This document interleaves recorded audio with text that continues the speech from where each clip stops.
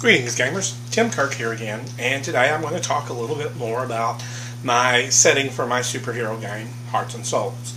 Primarily in the second edition, it will be a fully reasonably detailed city with some empty spaces so that you can insert the player characters that your players create.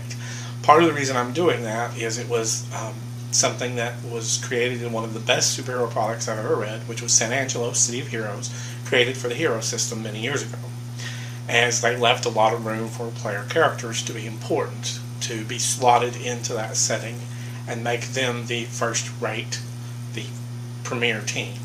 And I thought that was a good idea, so my setting will have superheroes in the past, but the current heroes will be whoever your players create to fit into the world.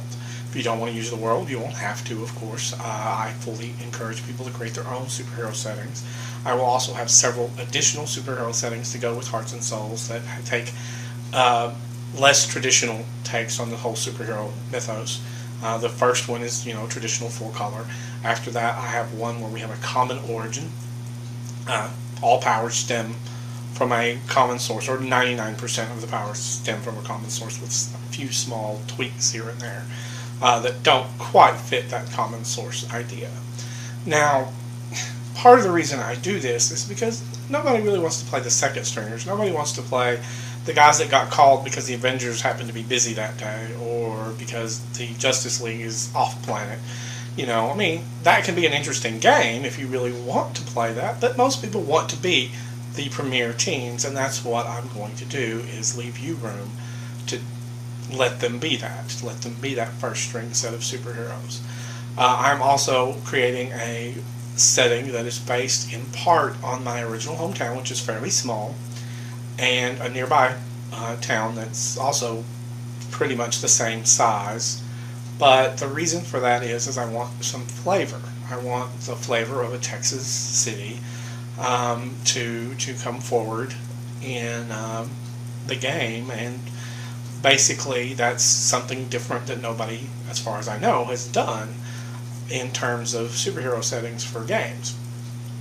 And it's not a fictional city entirely, and it's not a real world city entirely. It's got elements of both, and they're kind of combined.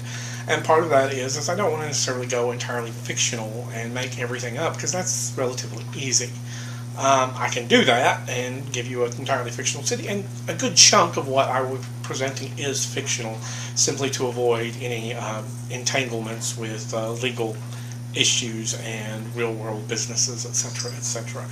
But part of that is that I get to play around with the comic book universe behind that particular city setting. The entire world is part of the setting, but it will only be lightly detailed in the core book. A more detailed book may come forth if people are interested. It may not. I may leave it to let you and your players fill in the details as best fits them. But there will be a bit of history behind the setting. Some of it is setting I've used before, elements that I touched upon, but in more detail. One of the things I get to do is I get to create a fictional comic book series that has these comic book characters and the world they dwell in, which is, of course, a fiction within a fiction. And I enjoy that idea. I've seen it before, but nothing is truly new and original, and I'm going to try and play some things up a little differently than other people have in the past. One of the things that I'm able to do with this, however, is I get to ignore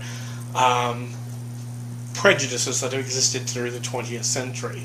I may not be perfect at it, because I too grew up with certain prejudices and issues, but I'm going to try and avoid those as much as possible, and to try and fit in characters that I feel are interesting and unique into this comic book history in the past, which allows me to create the first African American superhero in comic book history timeline. That is, other than retcons, originally the first African American superhero in comic books was Marvel's Falcon, and the reason he's the first rather than Black Panther is Black Panther was not African American, he was African, and he's a ruler of an African country. Now, Black Panther came from a time period where most African American or African superheroes had black in their name. Black Panthers fit particularly well, and so he survived to this day, but most of the others have vanished in into the past where they probably belong. In this case, my fictional character is Dr. Velocity. He's a super speedster. He doesn't have black in his name because that's not an indicating identifier of this character. It's not really important. Now, in the if I had done a comic book of this setting, he would tackle some issues that an actual African American would have had to deal with. And that would be unfortunate in some cases because that's just our history.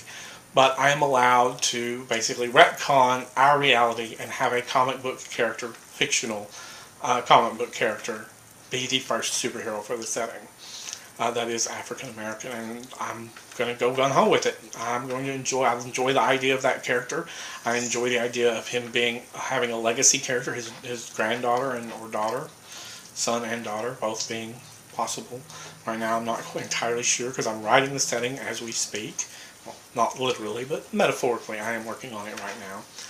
And there's some things that I get to play with as well. I'm trying to avoid having a lot of XPs.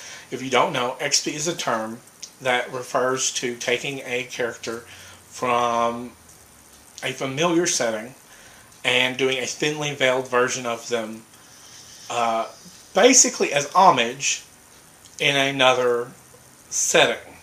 There are quite a few versions of that, and some XPs are too blatant copies. The Freedom City campaign, published by Mutants and Masterminds by Green Ronin, has a lot of XPs in it. Some of them are very good. I enjoy their good XPs, and a couple of them are very bad. Now, I don't want to badmouth them. I think their Freedom City setting was extraordinary in its vision and its detail. So it was a very good book to own, at least first edition. I don't own the second edition. And I thought it was a really great book. And part of the reason I didn't buy second edition is some of their preview material showed that their XPs were going to be a little less veiled than previously. And that's like, I can do my own XPs if I want to copy Superman, Batman, Black Panther, or, whoever. And I don't. I want to do a somewhat original universe. And I can't entirely do that. So there will be a few XPs that are intentional and they are thought about as XPs. For example, the first character after Dr. Velocity, the first, I don't know, but the next character after Dr. Velocity that comes onto the scene is the Atlantean. And he is an XP of two characters from two different universes. He's the aquatic hero, and he's the fish out of water. Not quite literally either. But he is that alien come to Earth kind of feel to him. So he's got both I've been raised human but wasn't human, and I'm an aquatic superhero. But we're turning the aquatic superhero elements up to 11. He can fly because flight allows him to skim through water like nobody's business. He is super strong and super tough because of the pressures of where Atlantis is in the setting and the necessary, physical abilities required to survive in that environment. At least in comic book terms. In real world terms, he probably wouldn't have any bones and be gelatinous or, be something a little less solid than a stand-up humanoid superhuman, but we're passing that on. Some unique things he has that still ties into one of the XPs that he comes from is he can create a blast from his hands. This blast is based on the pistol shrimp, which if you don't know, look it up. It is entirely fascinating kind of life form, and the ability for it to shoot supercavitating waves from its claws is just awesome. I mean, it's hot. I mean, we're talking sun-hot temperatures that it generates, although only briefly, only for a heartbeat, and mostly to stun other fish so it can come up and eat them. But he has similar abilities simply because we want to get the aquatic elements in there. And we're tying them back into the aquatic nature as well as being an XP of the original Paragon superhero archetype. Now, I mean, he is an archetype not a exact copy, which means he follows the same pattern but will have quite a bit different story to him, quite a bit different lifespan and issues. Now, on top of that, I also started work again on a setting I called Aegis. Originally, it was going to be a science fiction setting and rule set to basically play humans when they first developed faster than light travel at a significant degree to explore the galaxy. However, I am one of those players who likes aliens. I like a lot of aliens, and if humans are just now spreading out and just now making first contact, that means I wouldn't get to play an alien. So I've decided to revitalize that and change its take based on some science fiction books and science fiction TV shows to allow me to throw in some more aliens. And in this case, the organization existed. The organization formed when humans and aliens first met, rather than was a human-centric organization. That doesn't mean it doesn't have a lot of humans in it, but it does have a lot of other aliens as well. And yes, I said other aliens because humans can be alien to them too. Now, the setting I'm working on basically has a small fleet of ships trying to defend the group as a whole, like all their worlds, and something going wrong. And what goes wrong causes the fleet to be lost in hyperspace, literally trapped in the far reaches of the way they use FTL, and frozen in time for hundreds of years, maybe 1,200 years or so, maybe more, I don't know at this point. But it goes from having this dynamic social organization with a lot of advancements, a lot of high technology, to a galaxy that's kind of stepped back and become barbaric. Yes, you will notice some similarities to a TV show. They weren't actually intentional when I started writing, and they're still not. It just happens to be a similar theme and a similar idea. It happens, you know, that's kind of the thing.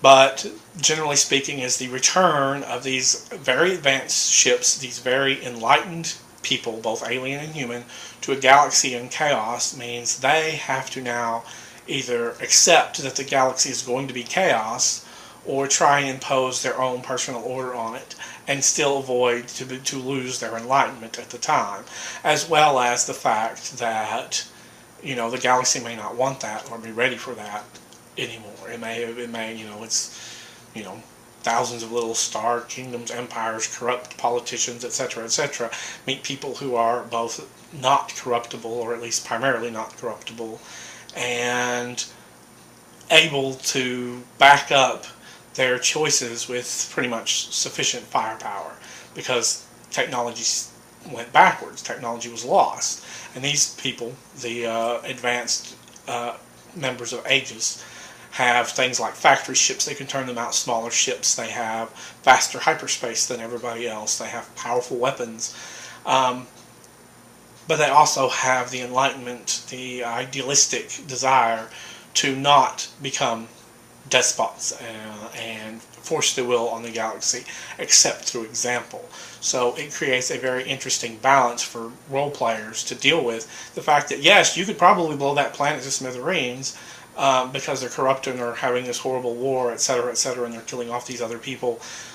But that's not really how you're going to handle it, because that's not how you are A, trained to handle it, B, your idealism doesn't allow you to think in that pattern.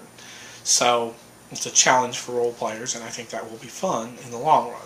But we'll see. I'm still hammering it out, developing the alien species, developing the ideas behind it, and it may end up going back to the original, you know, humans' first contact with the galaxy by the time I'm done. If you have an opinion on either ideas for a setting, either Hearts and Souls or Aegis, let me know. And you know, give me feedback. Video feedback is fine, or written feedback is also fine. I will link to a limited Google document that you can read but can't edit, or if it will allow me to do that, so that you can read it and take a look at what my setting is going to be. I may make a PDF to download instead to make it a little easier as well. Just give me a yell. Take care.